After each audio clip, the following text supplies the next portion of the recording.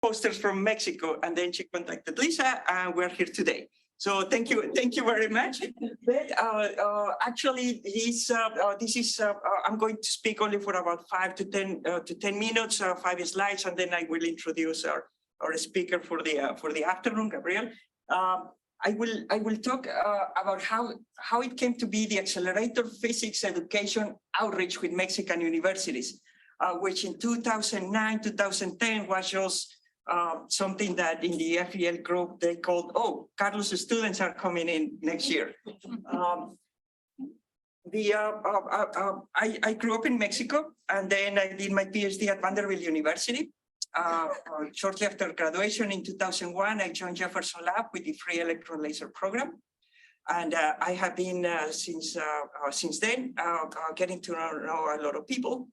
But in 2009, I was having lunch in the cafeteria, and Tony Thomas sat down with me. I said, hey, Carlos, you know that Christian is from Mexico? No, hey, Christian, how are you doing? So it turns out that Christian was here for Hubs with the Harvard University. And then I was talking to Christian, and I told him what I did. I gave him a tour of the free electron laser and the gun. And then he said, can I work with you instead? I told George, hey, you know, we have a student, and then he got to learn all about electron guns. The following, shortly after that, Christian invited me to give a talk at the National Physical Society, and then I got approached by a lot of people who wanted to send students to have the same experience that Christian did. So I talked to my boss, George Neal, and say, hey, do you have $5,000 to bring another student? Sure. And we brought another one, and then another one. And by 2014, the program started to gain momentum. And since then, we have been supported by Jefferson Science Associates through the Initiatives Fund program. So that is absolutely key to the success of the program. But I am talking too much. I just wanted to put this picture up front because it was taken last summer. Christian, our very first student and longtime collaborator. I had his student actually in the summer program, Victor, who's a collaborator too with us now. Max Brooker, our staff scientist. Gabriel, you will hear from him. Gabriel was here in 2013. The latest student, Valeria. Last year, and Valeria is actually a Fulbright recipient, and she's just starting classes at ODA. The next one, please. Is that guy in the front part of the Ferrari team? That guy in the front wishes so much that he could be in the Ferrari team, but only for that.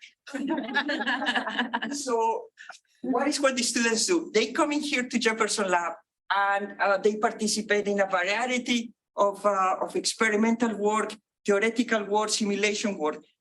In Mexico, we don't have an accelerator, and the few labs that we have, when the students want to do something, it's like, don't touch it because it's very expensive, right? So when they come here, their eyes open, and it's like, hey, look, this is a wrench. This is what a vacuum system is. You push that button, and they're like, really? Yeah, really, and we guide them. So they have had such a great experience working with various mentors. They don't work only with me. Actually, what I try to do is assign them different mentors. Joe has been a mentor. Marcy has been a mentor. Gabriel was a mentor just this summer. So it gives the students a very big perspective of what accelerator physics is. That is not just computational physics, or is not just the beam. It gives them a breadth of the many different disciplines that they can work on. The next one, please. Starting in 2000, I forgot because it's hidden. Oh, no. Oh, okay, it's all right, it's all right. But what I wanted to say here is that how do we select the students? 2009. We partnered with the Mexican Physical Society. It turns out that since the 80s, they had a program that is called, it's almost like research experience for undergraduates, but in Mexico. And they partnered since then with labs, different groups in CERN, different groups back then with Fermilab, Snow Lab, and since 2009 with us. The process is that about 100 students from all over Mexico applied to this contest. There's a panel that selects them. And then they have a 3-day retreat where they get classes in computational physics, data analysis, and lately some labs. From the 100 students, about 10 get down selected. And then they have a panel in which the panel interviews them. I was part of that panel in 2013. Alex was part of that panel and is part of that panel. He came to the lab in 2010. And from all of those students, depending on how many labs they say, yeah, I have a room for one student. I have room for one student. From those 100, maybe 3 get to go somewhere. And thanks to the support from Jefferson Lab, we always have had room for 1 and sometimes even 2. But the experience has been really eye-opening for the students since they joined Jefferson Lab's education program during the summer. Joining their peers with REU students and SULI students changed their experience tremendously because they were there in the residence facility sharing experiences, and it's like, oh, why are you going to Busch Gardens? What is that? Oh, why are you going to this lecture and all that? So I don't remember, Lisa, how we connected, but thanks to you, our summer students are now your students during the summer. So that has been key in the success. Here, this picture was from 2016 in the FEL with Adriana, who by now must have completed her PhD in bio something in Europe. Gio, who is doing her PhD in Italy. I'm not sure if something related to accelerators, and then 2 more students from REU. So that has been integral to the program. So thank you, Lisa. It's not just all fun and looking at things. They really get their grasp in understanding the project they're doing. At the end of their summer internship, they prepare a scientific paper, which they start to work on it from the very beginning, and then they present their posters with their peers. The next one, please. It's all right. So diversity is integral, and we're so happy that we have had 5 female students, starting with Adriana in 2016. She worked with us in the contest stand and the laser systems. Chio worked with the photocathodes. We have a paper with Chio, another paper with Adriana. Anaí is in Italy, I think, working on understanding very high vacuum systems. I think at some point she was working something related to ether. Dalia, she did some work with Riyad and with Joe on spin polarization measurements. I think she got enrolled in a PhD in Europe to do nuclear physics. And then Valeria, who's now enrolled at UVA with a Fulbright scholarship. Next one, please. And this is my way of introducing Gabriel. I met Gabriel in 2013. Actually, I was on that panel, and one of the panel members, I think, asked Gabriel, so what is the equation for the hydrogen atom in, I don't even remember. I was like, and then I said, wait, do you think that, first of all, I want Gabriel to come to the lab just because of his energy, his enthusiasm to learn, and because he has the basic concepts. And second of all, do you think that when he's working there with me with the crunches and all that, does he need to understand that? Perhaps for some nuclear physics, but not for the experience that I want to give them. So Gabriel got to come in 2013. He worked with Matt Poker on understanding how to clean photocathodes and get the very delicate processes from which strain superlattice photocathodes are to be handled to produce electron beams. Then Gabriel joined ODU and completed his PhD from the electrical and computer engineering in 2021. And then he joined us as a postdoc the period between 21 and 23. He worked on the super ultra mega high voltage insulator that we're trying to develop.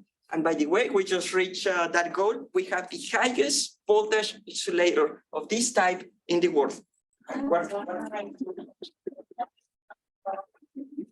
And next month, Gabriel joins us as a staff scientist with the Center for Injector and Sources, working on super ultra mega high voltage electron gun and super ultra mega duper wind spin rotators, which he learned how to couple the magnetic field with the electric field in a simulation. So part of his task is going to design and build one of the most powerful of its type wind filters for as a beam driver for positrons.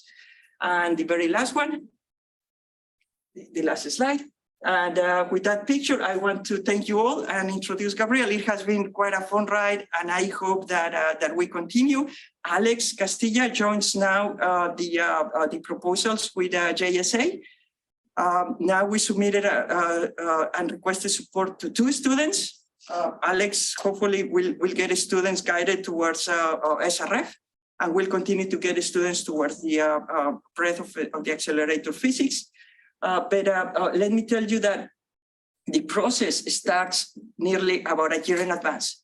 We already submitted the proposal to JSA for next year, and help that has been instrumental to the program is help from Sue Ewing, who helps us answer all our questions about immigration. We start to ask Sue, all these steps, and our administrative assistants with Tristan, and of course the education department through Lisa, and the wonderful staff at the residence facility. It's a mechanism, and then I just start hitting them with emails and all that, coordinating all that about a year in advance. But it has been very, very gratifying, and we have had not only through this program but with other programs. We have now about maybe 15, 20 accelerator scientists from Mexico who are distributed around the world.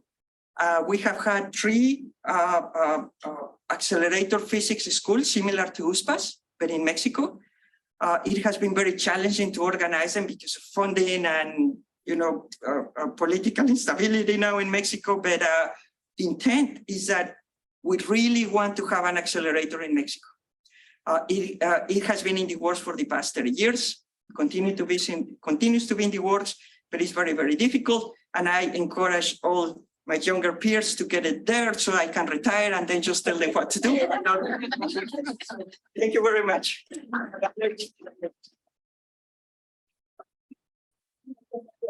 Yeah, thanks.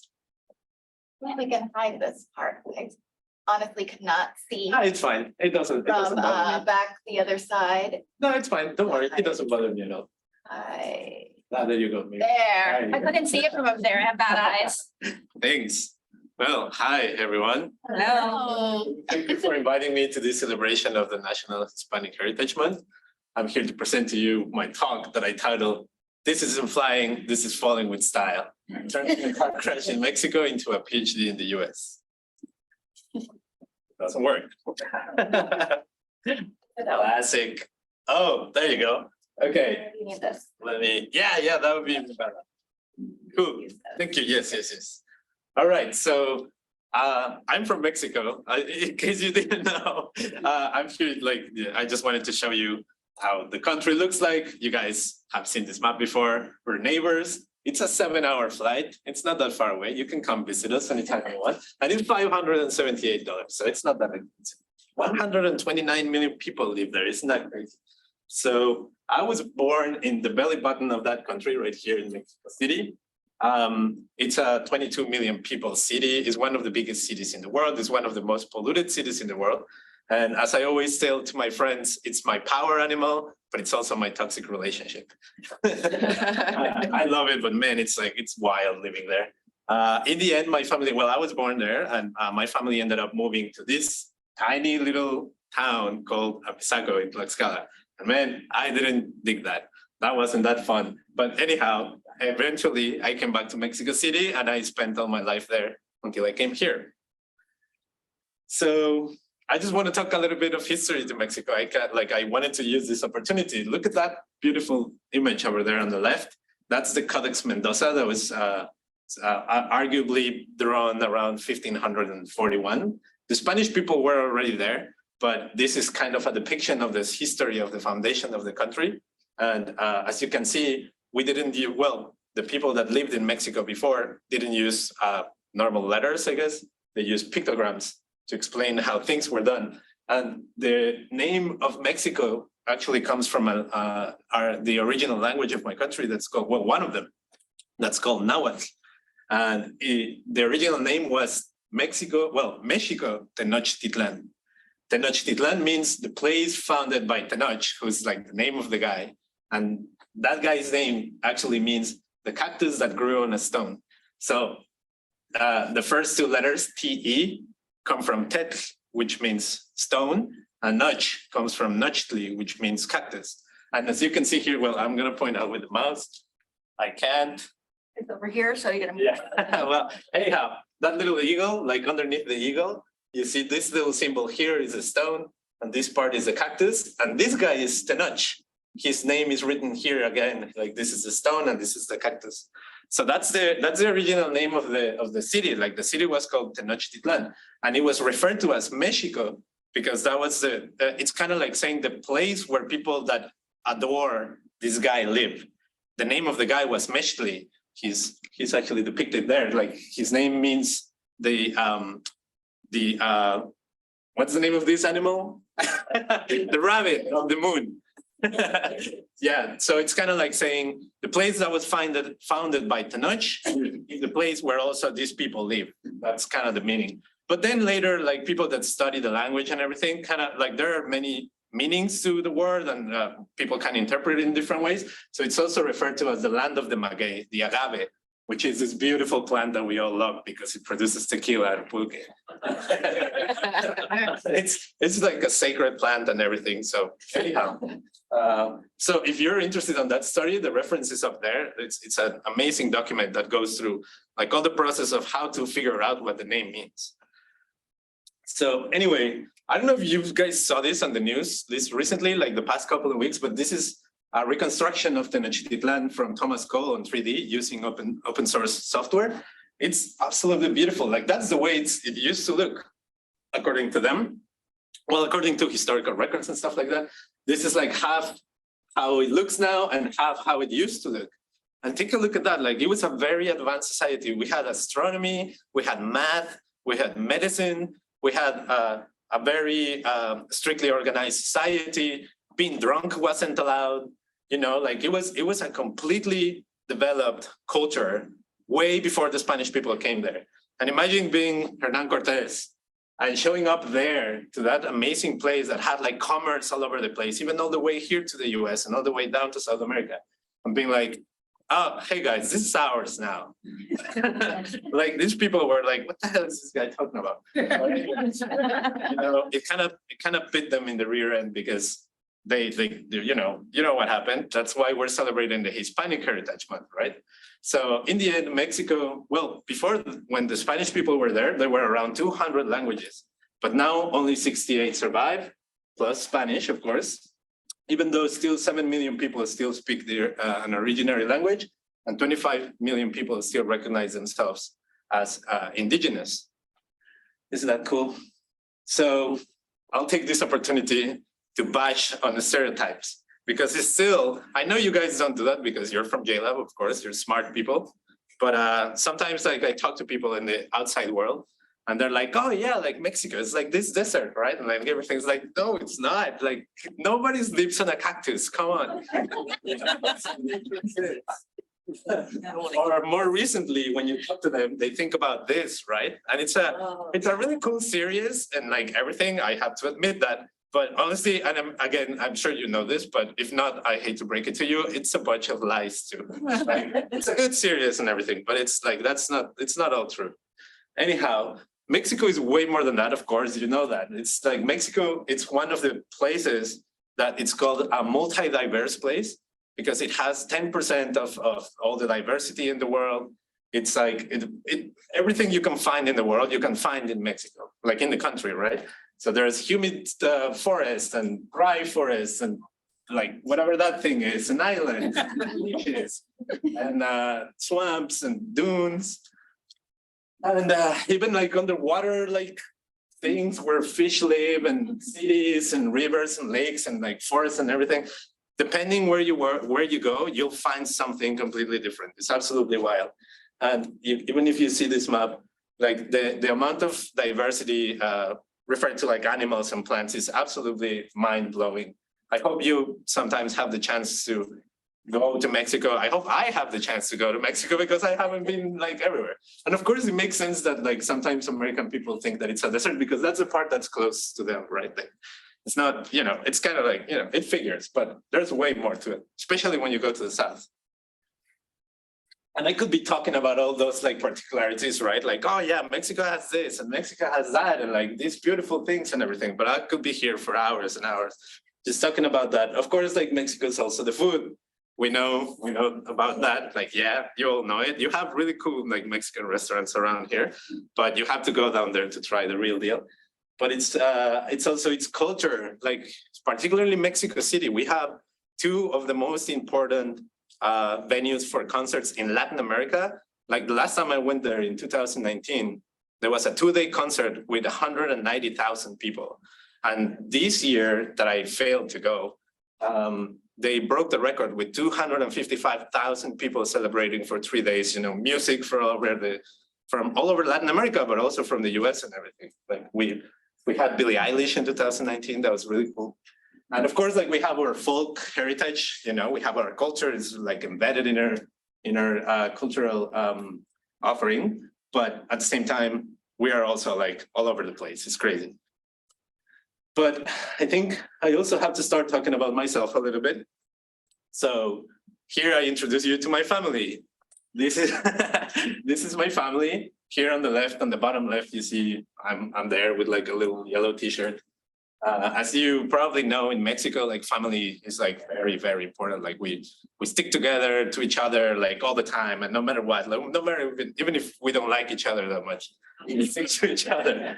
I grew up in Mexico City, within a highly matriarchal family. The totem of my family is my grandma. Her name is Judith. She was an X-ray technician for like 40 years. She worked 3 different jobs to sustain a family of 5. And boy, she was crazy about working. Like she keeps telling me even now, she's 90 and she's still alive, like, you know, partying and drinking tequila and stuff. And for her, the most important thing is work.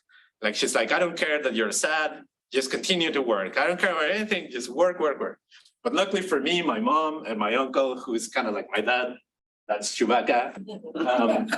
They think that work is very important too, but they're also like really amazing human beings. Like my mom, it's an actress, she's a director, she does puppets and stuff like that. She was also an X-ray specialist for like 30 years and she just recently retired. She's really happy about that. And I grew up within a family that was very focused on science in a way. Like a big chunk of my family is dedicated to medicine. Like there's a lot of doctors, there's lawyers, and a lot of biologists for some reason. Anthropologists over there. This guy does cartoons. That's a lawyer, a journalist, like all sorts of crazy stuff. But I think that growing up there was always this thing like floating around us that was like about science. Like science is very important, and the scientific method, and you have to realize what is true and what isn't, and stuff like that.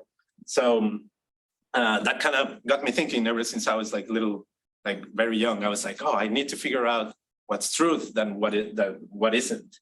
And of course, since it was a matriarchal society, I learned really early on to respect women. Like that was a big, like, you know, you can't cross this line. So I'm glad for that because, you know, that prepared me for this, for like everything. So I don't have any more pictures of the other part that I'm going to talk about, but you're just going to have to like take all this in. So back then I started thinking like, I actually started studying theater. Like I was an actor for like 10 years. I was an actor for so long that most of my family thought I was going to be an actor, like professionally. And I thought I was going to be an actor. Like I even met the Nobel Prize for Peace, Rigoberta Menchú. Like, you know, we were doing like theater, like here and there. I did like 100 representations of Shakespeare, and like it was like crazy. But then I started growing up and becoming a teenager, and I was like, nah, I don't think this is for me. I think like I need something more sciencey, like something that. So I started thinking maybe I'm going to be a doctor, like everybody else. or maybe I'm gonna do robotics or something like math. I don't know. So I started growing up and I thought maybe I'm gonna do something related to engineering. And I went into luckily for me, my mom was very like open-minded. So she was like, just give it a try. Like, you don't have to pick right now. Just give it a try. You'll be okay. If you don't like it, you switch. So I was like, okay, cool. So I tried industrial engineering. And I was like, no, this is not cool. I didn't like it at all. Like that wasn't fun. And then I went to the university for robotics, for mechatronics. And I was like, okay, I dig this. Like this is actually really cool and everything. And here's where, if you are faint of heart, you're probably gonna have to close your eyes because this is not gonna be cool. So I was in that university for robotics, studying mechatronics, when I got into a really bad car crash. That's where I was, right? Like this is where I was, and I was there with a friend, and we crashed against a trailer truck. It was raining, so our tires got locked, and the car slid, and it hit me right on my side. Luckily for me, I don't remember anything about it. So yeah, that was pretty wild. I spent, I don't even know. I keep saying that I spent 6 months in the hospital. It was probably less than that. It was probably like 4 months or something. But for me, it was forever. I broke this leg. I still have like that metal rod that you see on the left, like over here. I broke this hand. I broke my 2 elbows, and I lost a bunch of tissue in my face, like there. I used to be the cutest guy around, and I don't anymore. Thanks to these 14 people that donated their blood, they kept me alive. They told my mom a couple of times to say goodbye because I wasn't gonna make it. According to the legend, they had to defib me after one of the 3 surgeries that I had. It was a pretty rough time. So after I came out of that, I thought, man, I really didn't want it a second chance because I was an angsty teenager. So I thought like, oh man, I didn't want to do second chance, but I guess like now I have it, and I saw all the sacrifice of my family to keep me alive and everything. So I thought, and I know this is cheesy and I hate it because it's cheesy. It sounds like a formula for some like Hollywood show and stuff like that. But it's true, it changed the way I saw things. So I thought maybe I should do something useful with my life. So let's take a little pause there. So when I was thinking about that, about like doing something useful in my life, like when I come here, I talk to people and they're like, oh yeah, I was born and then I went to Oxford and then I ended up directing this like gigantic company like that, right? Like the expectation. And I'm like, really? Like, no, my life hasn't been like that. No, what they fed you when you were a kid? Because I don't know, man. So it didn't work like that for me at all. Like I said, I was in that university for like studying mechatronics, but then because of the accident, they didn't like me at all because I was a very political, like high schooler kind of guy. And they didn't like politics in that school. So they took the opportunity that I missed a lot of class when I was like in the hospital to kick me out. So I was like, you know what? Forget it. Like, I didn't even care. I didn't even want to study robotics. I want to do physics or like math or something like cooler. So I applied to the best university in Latin America, which is located in Mexico City, and they rejected me. And I applied again and they rejected me again. And I think like the first time I was missing like 5, like you have to pass like a gigantic test. And I had like a score of 5 less. And the second time it was like a score of 8 less. So I was like, oh man, like I was really disappointed. And then this used to be the second place university, like the second best university over there. And I applied to robotics, like just to apply robotics. And I missed the date. The test was at 6 a.m. in the morning and I arrived at 6 p.m. in the afternoon. So I came back. I remember I came back and the taxi driver guy was telling me like, oh, don't worry. The same thing happened to me. And look, like I'm happy as hell.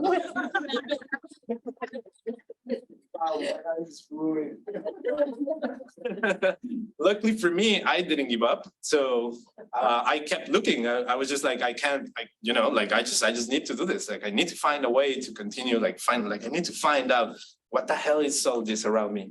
So I realized that there was a third university in Mexico City called the Autonomous Metropolitan University in Mexico.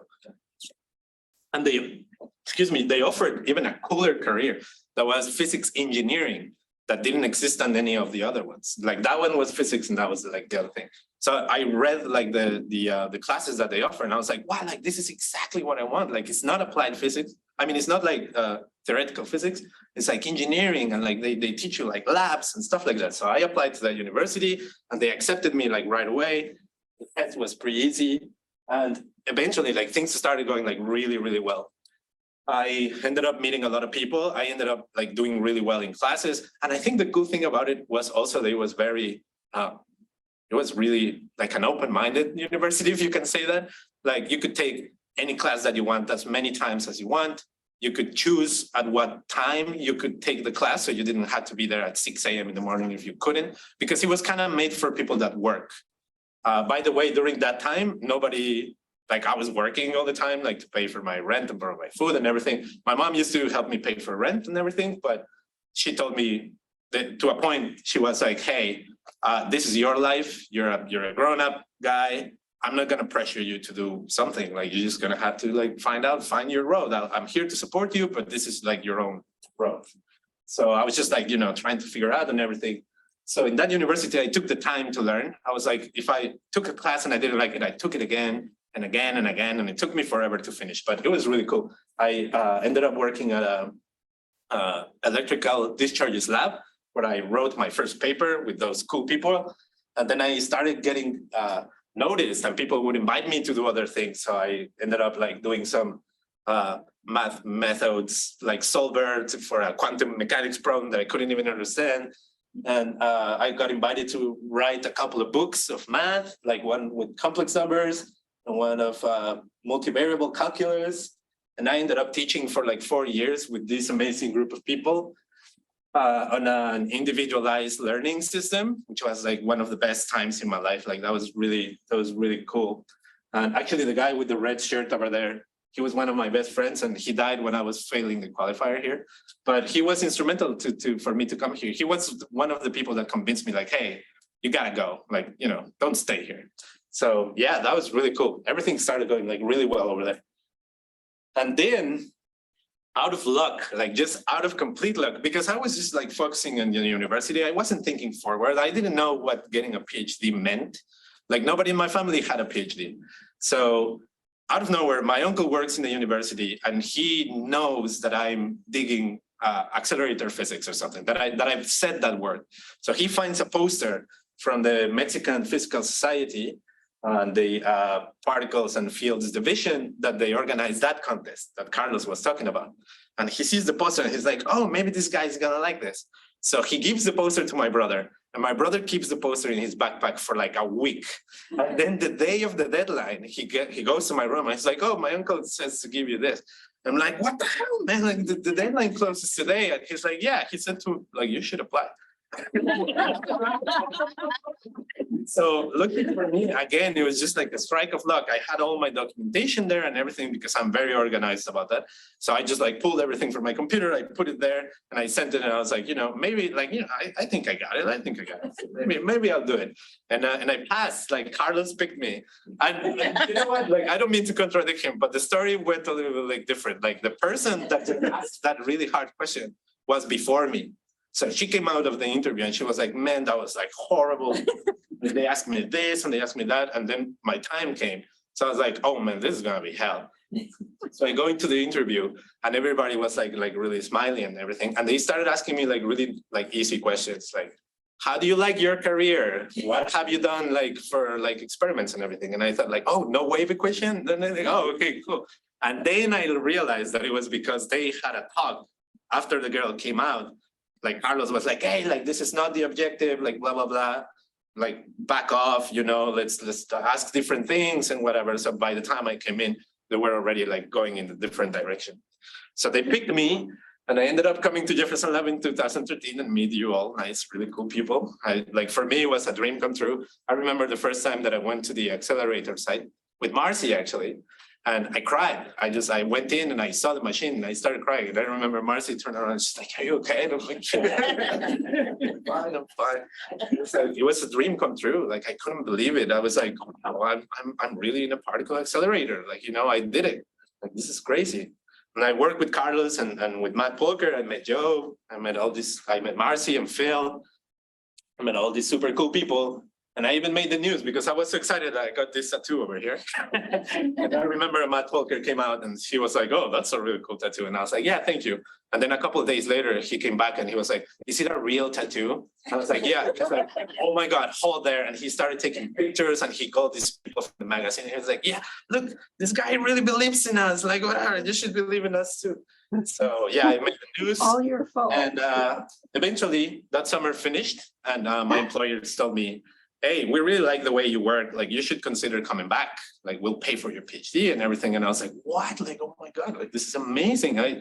I didn't even know I could do that. So I ended up applying to ODU and I got accepted too. And I came in 2015 to start the PhD program in physics, but that went south. That didn't work at all. It was one of the most horrible experiences I've ever had in my life, but I got a master's out of it. So in the end, my employers, again, they were like, you know what, it's fine, don't worry, like we like you, we like your project's right here, we need to finish this, just switch programs and you're gonna be okay. I was like, no, I don't think so. And they're like, no, you're gonna be okay. So I switched programs to engineering, that went really well, I aced it. Like that was fine. I was like, oh, phew, for the last, like something's going right again. And then after I finished that, I got a couple of offers for doing a postdoc at BNL and on the Karlsruhe Institute for Technology in Germany, and of course from JLab too. And I was really excited about all of them. I really wanted to go back to the city, to be honest with you. Like I was like, oh man, like I miss the city so much and nothing happens around here, like whatever.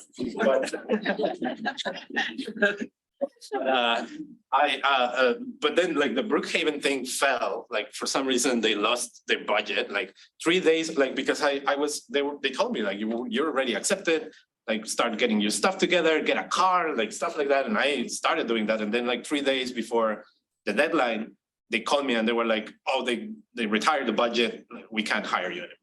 I was like, uh-oh. So, but the Karlsruhe Institute for Technology, they did me a formal offer and everything, but the project was kind of lame. So I didn't like it. And I thought, I don't think I'm ever gonna find like I really like what's there at JLab, like the people that I'm working with, the environment.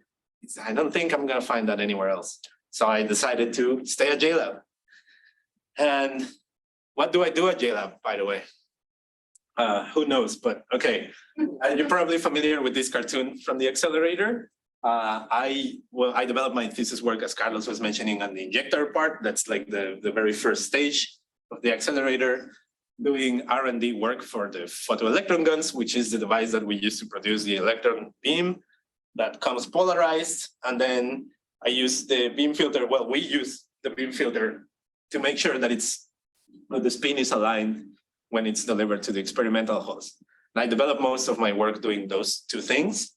I use three-dimensional tools and simulation tools to study the distribution of the electric field everywhere in the gun. And after we do modifications to it, I try to figure out what's gonna happen after we do those modifications.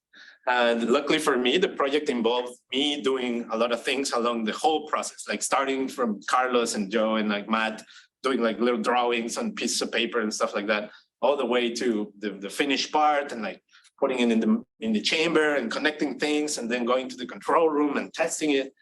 It was really fun. In the end, that project ended up with demonstrating 500 hours of polarized beam at a test bed injector at 200 kilovolts. And the beam filter too, I did pretty much the same thing, like using those three-dimensional simulation tools to analyze it and upgrade it to be able to work at 200 kilovolts. I learned how to produce beam dynamics results. And I did also some coding to analyze the data and stuff like that. And in the end, that thing also worked and it's ready to operate at 200 kilo electron volts and it's been installed at CBAF, even though I don't know, well, I think it hasn't been tested at 200. Yeah, but anyway, and we painted it blue because of my hair. That was cool. In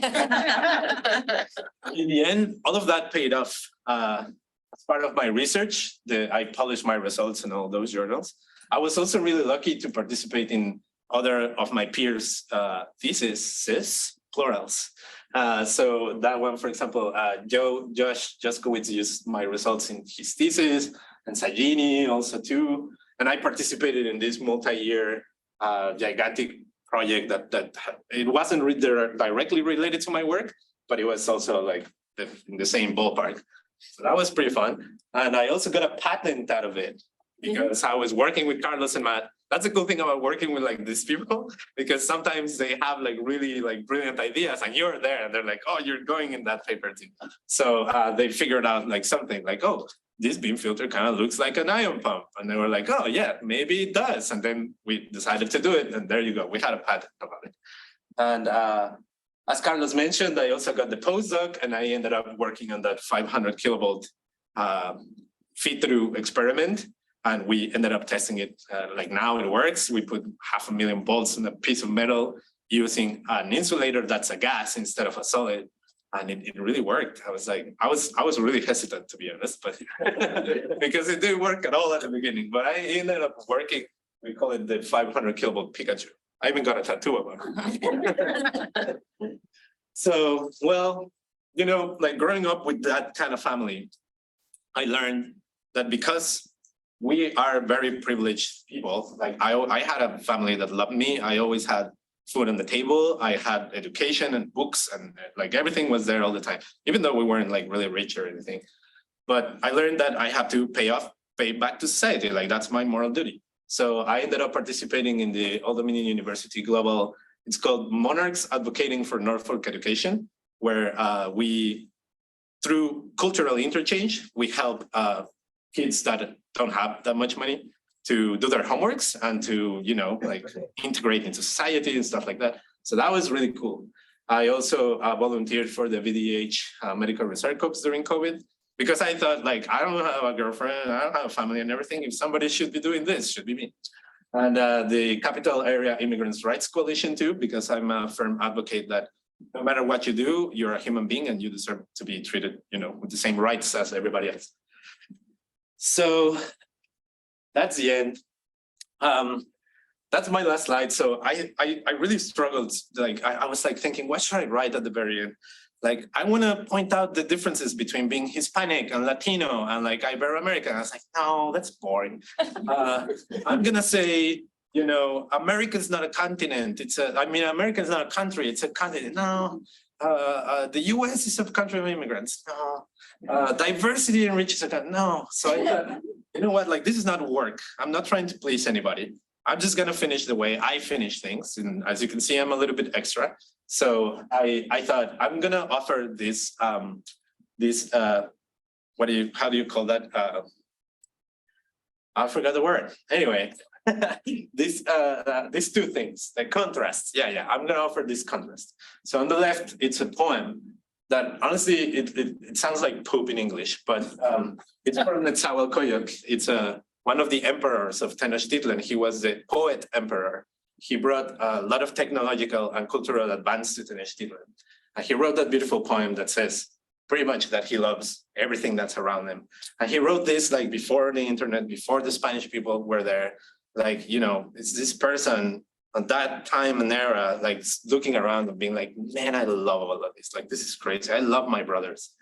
And then on the right, one of my favorite French existentialism philosophers, Jean-Paul Sartre. And I'm not going to butcher what it says over there, but I know that it means hell is other people or hell is the others. And I thanks for that laugh. I read a lot about, well, I really like reading that kind of stuff and I read about it. And I think that what he meant is that, well, he wrote this in a play that's called No Exit. And he actually doesn't say that, like his character says. And I think what the character meant is that as human beings, that we are entities that we experience the world subjectively. We only exist through the eyes of the other. And that's really, really hard. But here we are, right?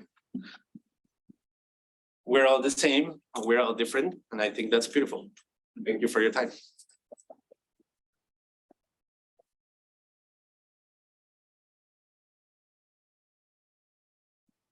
The poem in Spanish? Yeah, I know it by memory, actually. You said it doesn't sound good in English, so it's like, It's then you. como el canto del tzotzontle, pájaro de 400 voces. Amo el color del jade y el enervante perfume de las flores, pero amo más a mi hermano el hombre. Right, it doesn't have- Any questions for Oh. Carlos or Gabrielle? We have Oh, sure. Not a mockingbird, but a raven. Another of my favorite writers. Do we have any questions online as well? Rebecca says, I adored this. Thank you so much, Gabriel. Questions online. Comment for Carlos, he got her PhD from Clay in June. Oh, wonderful. I need to update the database. I really need to do a good job on that. Thank you.